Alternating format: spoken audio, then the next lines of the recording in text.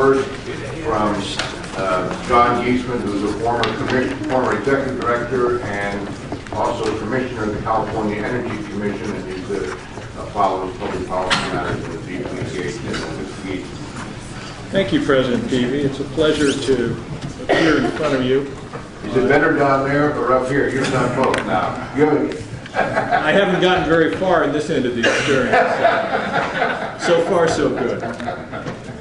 I would be remiss if I did not pay respect to the bond that connects both the two of us and your two colleagues who are not able to be here this afternoon.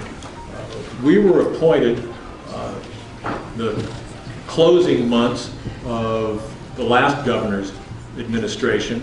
Commissioner Bond, Commissioner Grunig appointed in the early days of the current governor's administration. Two very different governors, but one overriding common purpose in the energy area, and that was to rebuild from the rubble that confronted us. And look what you have been able to do over that period of time. You have established a new energy paradigm that is the envy of many policy circles around the world. You are justly heralded for beginning to turn the ocean liner of electricity policy as it has been conducted in this country, Western Europe, Japan, for years and years and years. That ecosystem, which you have carefully tended to, is at risk by Proposition 16 because one of the primary implementers of your vision, one of your largest regulatees, has chosen to go rogue. Now let's get to the obvious question first. Where is Mr. Darbee? Never before in the history of this commission has one of your regulatees chosen to take it upon itself to write its own business advantage into the state constitution. And you would think that the CEO of that company would feel an appropriate obligation to come here in front of you and explain his rationale. As you're aware, Senator Steinberg, 7 other members of the leadership of the state Senate sent him a letter in December asking him to cease and desist, questioning the company's integrity. There's been no formal response from Mr. Darbee. A couple of weeks ago, he did in fact appear at the PG Investor Conference on Wall Street, was asked exactly what was the rationale for Proposition 16. And you can find the tape of those remarks on PG&E's website, the investor page. It begins about 2 hours and 39 minutes into the presentation. But he was asked by one of the investors, why spend the political capital right now with all that's going on this particular ballot measure? And with due respect to my former Davis administration colleague, Nancy McFadden, former mayor of San Francisco and Speaker of the California Assembly, Mr. Brown, the description Mr. Darbee gave on Wall Street of the thinking behind Proposition 16 was an awful lot different than you heard this afternoon. There wasn't any discussion about the right to vote. There wasn't any discussion about the protection of the taxpayers. In fact, the word that was used most frequently by Mr. Darbee in his description of his rationale was the word diminish. And the idea was to diminish, rather than year after year different communities coming in as this or that and putting this up for vote. We thought this was a way that we could sort of diminish that level. So it was really a decision about could we greatly diminish this activity for all going forward. I think Mr. Darbee ought to have the decency and the respect for the role of this commission to appear in front of you and explain just why we are going through this. I'd also say we ought to be direct about this $35 million. And I know that there are forensic accounting discussions as to whether that is rightfully characterized as shareholder money or ratepayer money. I certainly am familiar with the view that after the utility dividends the funds up to the holding company, they can do whatever they want to with it. I think that probably should raise the question of exactly what is the function of a holding company for PG&E when their only business is the regulated utility. Does the holding company exist only to accumulate slush funds or to featherbed the payroll with redundant employees or officers? I think the issue of who does that $35 million puts this commission in a bit of an embarrassing circumstance. Because either Mr. Darbee is misappropriating funds or you've been too generous. I know you set rates at a level necessary to finance needed infrastructure. You don't set them at a level that can create $35 million political slush funds for adventures on the California ballot. I think Mr. Darbee deserves to be asked exactly how he rationalizes the use of funds in that volume. I would also say, and I don't want to go into the question factually that is raised by the several complaints that have been filed with you, but you're well aware of your function to establish the norms of acceptable conduct in the electricity market here in California. And I think that norm setting or role characterization, and frankly the enforcement of the law, one of the most important things you bring to our electricity future. I know you remember, President Peavy, the experience that we had earlier in this decade when the federal enforcer of market rules was reluctant to recognize that aspect of its responsibilities and the chaos that resulted in California.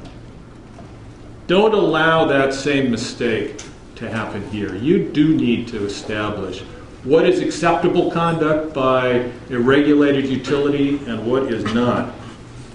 And I would submit to you, Mr. Darbee thinks that he is going to be able to get away with this.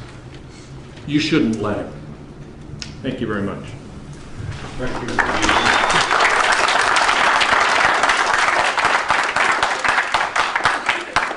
Questions, starting with Commissioner Simon. Yes, Commissioner Geesman, and by the way, we overlapped for a relatively short period of time. It was an honor to serve with you and welcome. Every electric utility that we regulate has a holding company, and sometimes companies are what we call in the law legal fictions to some extent. We understand that. So the question I have, one, we have a utility that represented here, and we have sanctions imposed to those who misrepresent before this body that funds were not ratepayer funds used for this election, or this proposition.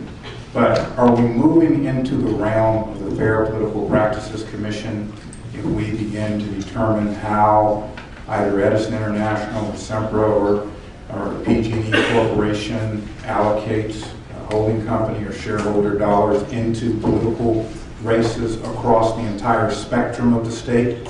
At a time when we have one gubernatorial candidate that's dedicated an enormous amount of her personal holdings. I mean, are we moving into the political campaign financing realm by your recommendation?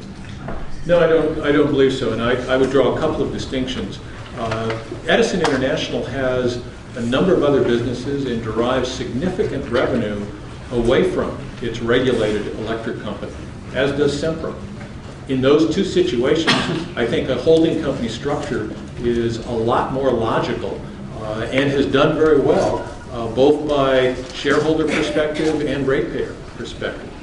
Your other point, I think, though, is an important one.